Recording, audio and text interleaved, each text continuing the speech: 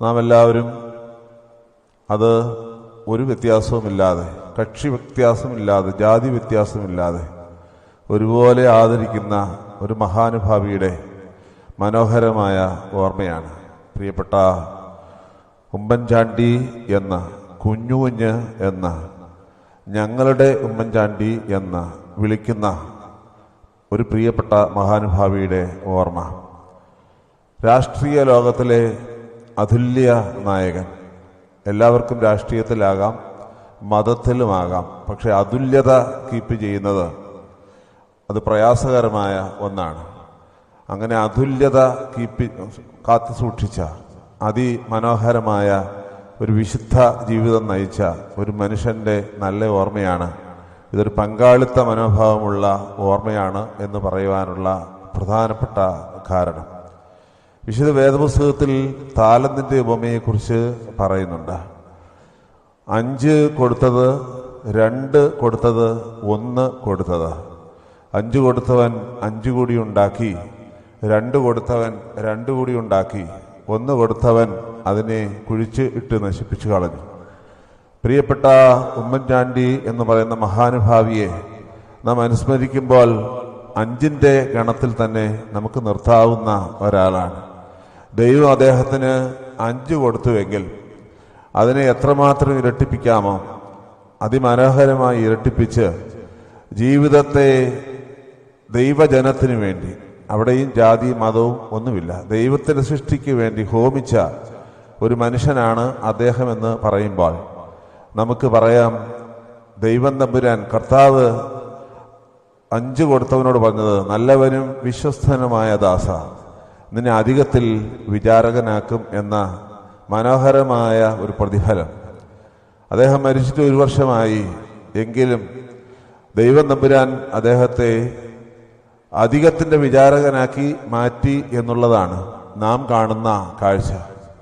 പുതുപ്പള്ളി പള്ളിയുടെ അങ്കണത്തിൽ ഇപ്പോൾ നിത്യതയിലേക്ക് പ്രവേശിച്ചിരിക്കുന്ന ഈ പ്രിയപ്പെട്ടവൻ്റെ കല്ലറയിലേക്ക് ദിനം പ്രതി കടന്നു വരുന്ന ജനവും അവിടെ വന്ന് കണ്ണുനീരൊഴുക്കുന്ന ആളുകളെയും കാണുമ്പോൾ ദൈവം അദ്ദേഹം ജീവിച്ചിരുന്നതിനേക്കാൾ കൂടുതൽ താലന്തുകൾ അദ്ദേഹം കൊടുത്ത ദൈവത്തിന് കണക്ക് കൊടുത്തപ്പോൾ ആ കണക്ക് കൃത്യമായി ദൈവം ഏൽക്കുകയും ദൈവമേറ്റ സ്വീകരിച്ച കണക്കിന് തക്കതായ വലിയ പ്രതിഫലം അധികത്തിൽ വിശ്വസ്തനെ അധികത്തിന്റെ വിചാരനാക്കി മാറ്റി എന്ന ഒരു മനോഹര കാഴ്ചയാണ് നാം ഇവിടെ കാണുന്നത്. എല്ലാവരുടെയും ജീവിതം ചിലപ്പോൾ ഒരുപാട് നിഷേധാത്മകമായ പാഠങ്ങൾ നൽകാനുള്ള സാധ്യതകളുണ്ട്. എന്നാൽ നിഷേധാത്മക പാഠങ്ങൾ നൽകുന്നതിനെയും അതിനെ ഋണാത്മകമായി മാറ്റുവാനായി കഴിവുള്ള ഒരു പാഠപുസ്തകമായി പ്രിയപ്പെട്ട ഉമ്മൻചാണ്ടി നിൽക്കുന്നു എന്നത് നമുക്ക് അതിശയത്തോടെയും അതുപോലെ തന്നെ അത്ഭുതത്തോടെ നോക്കിക്കാണുക മാത്രമാണ് ഇവിടെ കരണീയമായിട്ട് ഇരിക്കുന്നത്. ചില ആളുകളെ നമുക്ക് നിർവചിക്കുവാനായിട്ട് പറ്റും. എന്നാൽ ചില ആളുകളെ അവർ നമ്മുടെ നിർവചനങ്ങൾക്ക് അതീതമാണ്. ദൈവത്തെക്കുറിച്ച് നാം പറയുന്നത്, ദൈവത്തെ നമുക്ക് വിളിക്കാം, പക്ഷെ ദൈവത്തെ നിർവചിക്കരുത് എന്നാണ്. ദൈവത്തെ നാം വിളിക്കുന്നു, പക്ഷേ നിർവചിക്കുവാനായിട്ട് പ്രയാസമാണ് എന്നത് വളരെ വ്യക്തമാണ്. ദൈവത്തിൻ്റെ സൃഷ്ടിയിലും ചില ആളുകളെക്കുറിച്ചും ചില സൃഷ്ടികളെക്കുറിച്ചും അത് അക്ഷരികമായി അർത്ഥവത്താകുന്നു എന്നതൊരു യാഥാർത്ഥ്യമാണ്. ആരാണ് പ്രിയപ്പെട്ട ഉമ്മൻചാണ്ടി സാർ എന്ന് പറഞ്ഞാൽ നമുക്ക് എങ്ങനെയാണ് നിർവചിക്കാൻ കഴിയുന്നത്? പ്രയാസകരമാണ്. ഞാൻ ഇന്നലെ തിരുവനന്തപുരത്തുള്ള അദ്ദേഹത്തിൻ്റെ ഭവനത്തിൽ അവിചാരിതമായും സന്ദർശിച്ചപ്പോൾ അവിടെ ഇരുന്ന പീഠത്തിലിരിക്കുന്ന ഒരു കവിതാ പുസ്തകം കാണുകയുണ്ടായി. അത് വീട്ടുകാർക്ക് ശ്രദ്ധിച്ചോന്നറിയിക്കാൻ മേല. ഞാനതെടുത്ത് ഓരോ പേജും മറിച്ചു നോക്കി. അതിനകത്ത് എഴുതിയിരിക്കുന്ന വാക്കുകൾ എൻ്റെ ശ്രദ്ധയിൽപ്പെട്ടു. മനോഹരമായ ചില നിർവചനങ്ങളാണ് അദ്ദേഹത്തെക്കുറിച്ച് ആ കവിതാ സമാഹാരത്തിലൂടെ കാണുവാനായിട്ട് ഇടയായത്. ഞാൻ അവിടെ ഇരുന്ന് ചിന്തിച്ചു, ഇദ്ദേഹം അതിനും അപ്പുറം നിൽക്കുന്ന ഒരാളാണ്. He is beyond our definition എന്നുള്ളതാണ്. രാഷ്ട്രീയ ലോകത്തിലുള്ളവരായാലും മതലോകത്തിലുള്ളവരായാലും സാഹിത്യ ലോകത്തിലുള്ളവരായാലും ചില ആളുകളെക്കുറിച്ച് അവർ നിർവചിക്കാൻ ശ്രമിക്കുമ്പോൾ അവരതിനും അപ്പുറമായി നിൽക്കുന്നു എന്ന കാഴ്ചയാണ് നാം ഈ ഇന്നത്തെ ഓർമ്മയിലെ പുരുഷനെ കുറിച്ച് ചിന്തിക്കുമ്പോൾ നമുക്കുള്ളത് എന്ന് ഞാനിന്ന് പ്രത്യേകമായി സ്മരിച്ചു കൊള്ളട്ടെ. അദ്ദേഹത്തിൻ്റെ കബറിടത്തിൽ ഒരു മനോഹരമായ വേദവാക്യം എഴുതി വച്ചിട്ടുണ്ട്. ആ മനുഷ്യൻ നീതിമാനായിരുന്നു എന്നുള്ളതാണ് അവിടെ എഴുതി വച്ചിരിക്കുന്നത്. ആ മനുഷ്യൻ നീതിമാനായിരുന്നു എന്നത് കർത്താവിനെ കുറിച്ച് കർത്താവിനെ ഉപദ്രവിച്ചവർ പറഞ്ഞ ഒരു കാര്യമാണ്. ക്രിസ്തു കാൽവരി ക്രൂശിൽ പിടഞ്ഞു മരിച്ച സമയത്ത് നൽകിയ ക്ഷമയുടെയും സ്നേഹത്തിൻ്റെയും അവിടെ നടന്ന അടയാളങ്ങളുടെയും അത്ഭുതങ്ങളുടെയൊക്കെ കാഴ്ചകൾ കണ്ട് കർത്താവിനെ ദ്രോഹിച്ചവർ ഉറക്കെ വിളിച്ചു പറഞ്ഞ ഒരു കാര്യമാണ് ആ മനുഷ്യൻ നീതിമാനായിരുന്നു എന്നത്. അത് കർത്താവിനെ കുറിച്ച് മാത്രം വിശുദ്ധ വേദപുസ്തകത്തിൽ എഴുതിയിരിക്കുന്ന ഒരു വാചകമാണ്. അത് പിന്നെ ഞാൻ ഇവിടെ ഭൂമിയിൽ കണ്ടത് ആ കബറിടത്തിൻ്റെ മുകളിലാണ്. ഇവിടുത്തെ കബറിടത്തിൻ്റെ മുകളിലാണ്. ഇവിടുത്തെ മനുഷ്യന്റെ മനസ്സിൽ ആ മനുഷ്യൻ നീതിമാനായിരുന്നു എന്ന് ഉറച്ച് വിളിച്ചു പറയത്തക്കണമുള്ള എന്തൊക്കെയോ അദ്ദേഹം സൃഷ്ടിച്ചു നൽകി എന്നത് നാം കാണുന്ന ഒരു കാഴ്ചയാണ്. എൻ്റെ ചിന്തയിൽ അദ്ദേഹത്തെ മുഖാമുഖം കണ്ട് സ്നേഹിച്ചവരെക്കാൾ കൂടുതൽ ആ മനുഷ്യൻ നീതിമാനായിരുന്നു എന്ന് വിളിച്ചു പറയുന്നത് അദ്ദേഹത്തെ ദ്രോഹിച്ചവരാകുന്നു എന്നത് അദ്ദേഹത്തിൻ്റെ മരണശേഷം കാണുന്ന ഒരു കാഴ്ചയാണ് എന്നത് ഒരു യാഥാർത്ഥ്യമാണ്. ആ യാഥാർത്ഥ്യമാണ് ആ കബറിടത്തിന് മുകളിലെ വിശുദ്ധ വേദവചനത്തിലൂടെ പ്രകടമാകുന്നത് എന്ന് ഞാനൊന്ന് ഓർപ്പിച്ചു കൊള്ളട്ടെ. എനിക്ക് കൂടുതൽ പറയാനായിട്ട് പറ്റുന്നില്ല. വിശുദ്ധ സഭയെക്കുറിച്ച് ഒരു നല്ല നിർവചനം ഉണ്ട്. ഡിവിഷൻ കൊടുത്തിട്ടുണ്ട്. The church militant and the church triumphant എന്ന രണ്ട് വാക്കുകൾ. പോരാടുന്ന സഭ, അതുപോലെ തന്നെ വിജയശ്രീലാളിതയായ സഭ എന്ന് പറയുന്നുണ്ട്. പോരാടുന്ന സഭ എന്നത് ദൃശ്യലോകത്തിൽ കാണുന്നതായ സഭയെക്കുറിച്ച് പറയുന്നതാണ്. അദൃശ്യലോകത്തിൽ ഈ സഭയുടെ പൂർണ്ണരൂപമുണ്ട് കാണണം. പൂർണ്ണരൂപം അദൃശ്യലോകത്തിലുണ്ട്. അവിടെ ഉള്ളത് വിജയിച്ചവരാണ്. വിജയിച്ച ആളുകൾ ഇങ്ങനെ നിലനിൽക്കുകയാണ്. ഞാൻ ഈ പ്രിയപ്പെട്ട നമ്മുടെ സ്മര്യപുരുഷനെ നാം ഇപ്പൊ കാണുമ്പോൾ ഞാനിങ്ങനെ വെറുതെ ഇന്നത്തെ വിശുദ്ധ കുർബാനയിൽ വെറുതെ അവിടെ നിന്ന് നോക്കുമായിരുന്നു അദ്ദേഹം എവിടെയാണ് നിൽക്കുന്നതെന്ന്. മനോഹരമായ ഒരു കാഴ്ചയാണ് നമുക്കവിടെ കാണുവാൻ കഴിയുന്നത്. പുതുപ്പള്ളിപ്പള്ളിയുടെ പടിവാതിൽ വന്നിരിക്കുന്ന ഒരു സാധാരണ മനുഷ്യനെ കാണുന്നു.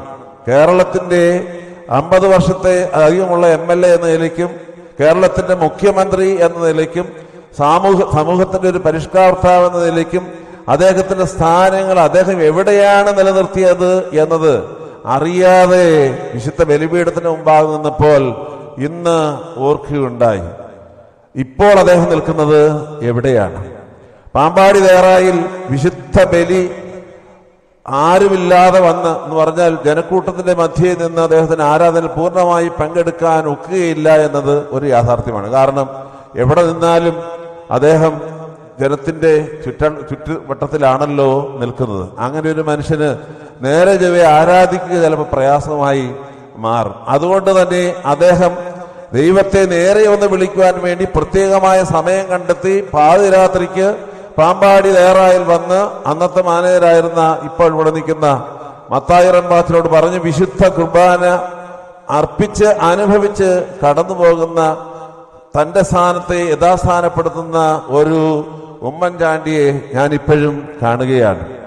അവിടുത്തെ പാമ്പാടി തിരുമേനി അദ്ദേഹത്തിന്റെ വിവാഹ കൂദാശ നടത്തിയൊരു ദേവാലയമാണ് അതെന്നതുകൊണ്ട് പാമ്പാടി തിരുമേനിയുടെ പെരുന്നാളിലും പാറാട്ടുമാർ യുവാനിയോസ് തിരുമേനിയുടെ പെരുന്നാളിലും യോഹന്നാൻ റമ്പാച്ചന്റെ ഓർമ്മയ്ക്കും കൃത്യമായി അവിടെ എത്തി ആരാധനയിൽ അല്ലെങ്കിൽ മറ്റു കാര്യങ്ങളിൽ പങ്കെടുത്ത് തന്റെ സാന്നിധ്യത്തെ ഉറപ്പുവരുത്തുന്ന, അത് വലിയ മുഖ്യമന്ത്രിയായിരുന്ന സമയത്തും അല്ലാത്ത സമയത്തും ജീവിതത്തിന്റെ അവസാനം വരെ ഏറ്റവും അവസാനം ചികിത്സയ്ക്ക് പോകുന്നതിന് മുമ്പ് ദേറായിൽ വന്ന് തൈലാഭിഷേകം സ്വീകരിച്ച് വിശുദ്ധ കുർബാന അനുഭവിച്ച് കടന്നുപോയ ഒരു മഹാനുഭാവിയാണ് അദ്ദേഹം.